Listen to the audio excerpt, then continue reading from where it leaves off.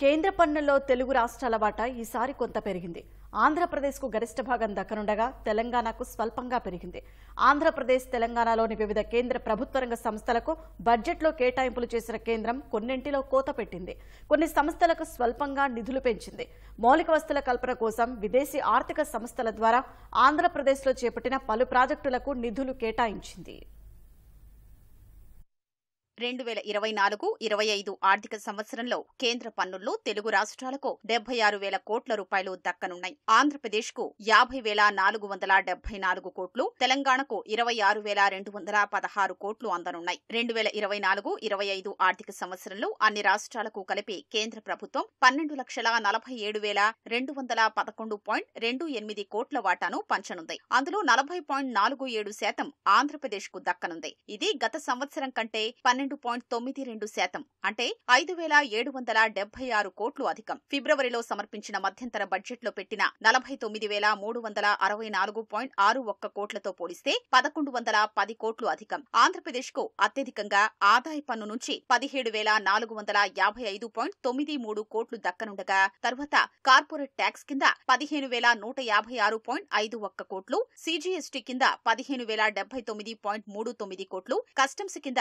2,228.46 కోట్లు, excise duty కింద 469.73 కోట్లు, సర్వీస్ ట్యాక్స్ కింద 1.66 కోట్లు, ఇతర పన్నులు సుంకాల కింద 82.36 కోట్లు రానుంది. కేంద్ర పన్నుల్లో ఈసారి తెలంగాణకు 26,216 కోట్ల రూపాయల వాటా దక్కనుంది. ఇది గత బడ్జెట్ కంటే 3,000 కోట్లు అధికం. ఫిబ్రవరిలో ప్రవేశపెట్టిన ఓటాన్ అకౌంట్ బడ్జెట్లో చూపిన లెక్కల కంటే 577 కోట్లు అధికం. తెలంగాణకు ఆదాయ పన్ను కింద 9,066.56 కోట్లు, కార్పొరేట్ పన్ను రూపంలో 7,872.25 కోట్లు, సెంట్రల్ జీఎస్టీ కింద 7,832.19 కోట్లు, కస్టమ్స్ కింద 1,157.45 కోట్లు, ఎక్సైజ్ డ్యూటీ 243.98 కోట్లు, సర్వీస్ ట్యాక్స్ 86 లక్షలు, ఇతర పన్నులు సుంకాల రూపంలో 43 కోట్ల వాటా అందనుంది. కేంద్ర ప్రభుత్వం ఈ బడ్జెట్లో సింగరేణి కాలరీస్ కు 1,600 కోట్లు, విశాఖ ఉక్కు కర్మాగారానికి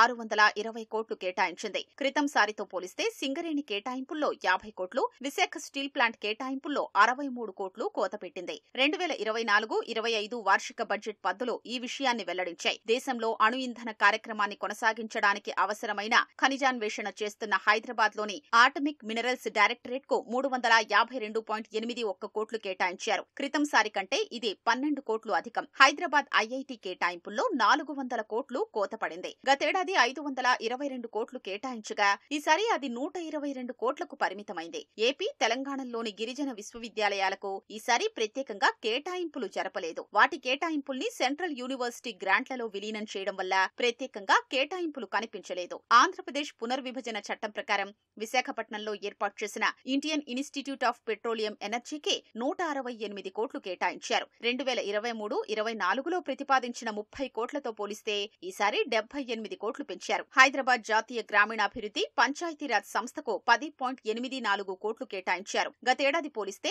80 కోట్లు తగ్గించేశారు. ఇన్కాయిస్ కు 28 కోట్లు ఇవ్వనున్నారు. గతంతో పోలిస్తే కోటి రూపాయలు అధికంగా ప్రతిపాదించారు. విశాఖపట్నం పోర్టు ట్రస్ట్ కు 150 కోట్లు కేటాయించారు. గతేడాది కంటే 126 కోట్లు తగ్గించారు. మౌలిక వసతుల కల్పన కోసం వివిధ విదేశీ ఆర్థిక సంస్థల ద్వారా ఆంధ్రప్రదేశ్ లో చేపట్టిన పలు ప్రాజెక్టులకు నిధులు కేటాయించారు. ఆంధ్రప్రదేశ్ గ్రామీణ రహదారుల ప్రాజెక్టుకు ఏఐఐబి నుంచి 150 కోట్లు, AP irrigation and livelihood improvement project 2వ దశకు జపాన్ ప్రభుత్వం నుంచి 300 కోట్లు, ఆంధ్రాస్ లెర్నింగ్ ట్రాన్స్ఫర్మేషన్ ఆపరేషన్ కు ఐబీఆర్డీ నుంచి 300 కోట్లు, ఆంధ్రప్రదేశ్ రహదారులు వంతెనల పునర్నిర్మాణ ప్రాజెక్టుకు ఎన్డీబీ నుంచి 650 కోట్లు కేటాయించారు.